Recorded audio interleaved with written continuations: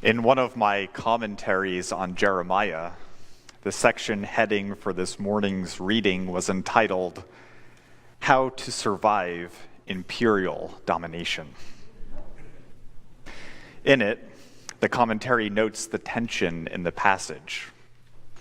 On the one hand, this passage can come off as sounding like imperialist propaganda. That is, telling a people in distress, don't worry your pretty little heads about anything. Just keep on going to work and living your lives, and everything will be just fine. If you are feeling unsafe because you are an immigrant in exile, if you're feeling unsure of your livelihood because of discrimination, if you are restless as you wonder what this unchecked imperial ruler will do, I get it. These are far from words of comfort. In fact, these are probably infuriating words to hear. They are infuriating, at least from a theological point of view, because our heart is wondering, where is God? Why isn't God doing something about this injustice? Why isn't God doing anything about this ruler? And you're right to wonder all these things. On the other hand, perhaps Jeremiah's prophetic words really are his best way of providing consolation and hope on how to survive imperial domination. The first thing Jeremiah seems to be advocating for in this reading is a sense of normalcy, a sense of routine. If you've ever dealt with feelings of powerlessness or their siblings, fear and grief, you know how paralyzing these feelings can be. They make our lives stop right in their tracks. Simple things like getting out of bed and going about your daily routine can seem insurmountable tasks to overcome. And when we give into the paralysis, we're left with way too much time to dwell on our feelings of despair, hopelessness, and anger. None of these feelings in and of themselves are bad. We are supposed to feel feelings. But the danger is the fixation on these feelings, and when we allow them to escalate beyond our control. That's when we do stupid things. That's when we say hurtful things. So Jeremiah's first rule of survival is keep moving, keep yourself busy. Yes, the situation stinks. Yes, those feelings will continue to creep up throughout the day, but don't let them get the better of you. Instead, let them inform how you go about your day, being on the lookout for occasions of injustice and discrimination, and when we see them, do something about them. One might not be able to stop an empire, but one might just be able to stop a particular instance of injustice. Trust that's God speaking and working through you when those moments arise, and when you do what you can to make that moment right. Jeremiah sneaks in more words of comfort this morning. Pray to the Lord on the city's behalf. Being encouraged to pray is a prophetic way of reminding us God is not done yet. If we approach prayer as God the genie who will grant 3 of our wishes, then the subsequent anger, despair, and hopelessness that ensues when our prayer isn't answered makes total sense.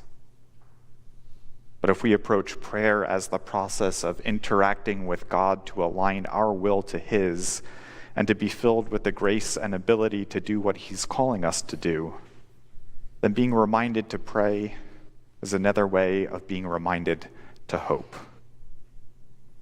It's a reminder to ask God to open our eyes so we can see when something's wrong, to open our ears so we can hear when something's off, to open our mouths to speak up when something's not right, and to use our hands and our feet to make things the way they ought to be. This isn't us fixing the world. This is God working through us to restore it. We just have to spend the time with God. Spend less time in our own heads and more time in the presence of love divine and peace eternal. Then we can align our will with His, and with God's grace, align our actions with His love and vision. Jeremiah sneaks in some words of hope right at the end. For in this city's welfare, you will find welfare. It's a poetic way of saying, we're going to get through this.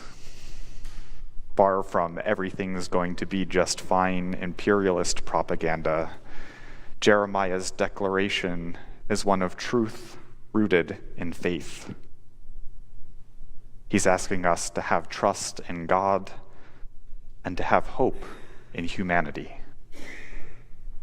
The trust in God comes from looking back in our lives and throughout history and remembering that God saw us through hardships and that God will see us through this time too.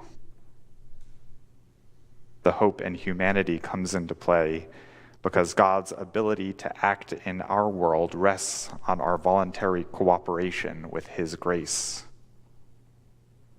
resting on the mere fact that we know that we can do better. We know we should do better. So through prayer, the act of saying, "Use me," we suspend our free will and allow God's will to take over. This voluntary cooperation with grace, both individually and corporately, is what allows God to work in the world through the power of the Holy Spirit. It's not a, let's give this a try and see how things go. It's a promise. In this city's welfare, you will find welfare. As God's will through our actions begins to permeate our hardened hearts and diffuse through the fabric of society, we will find our welfare, because our welfare is God's will. Centuries later, Paul would sing a song that said it all. If we have died with him, we will also live with him. If we endure, we will also reign with him. Empires come and empires go, nations rise and kingdoms fall, but Christ and his kingdom are forever. So pray that our hearts might be opened, and that through our voluntary cooperation with God's grace, that God's will be done. For in it, we will find our welfare. In it, we will reign with him.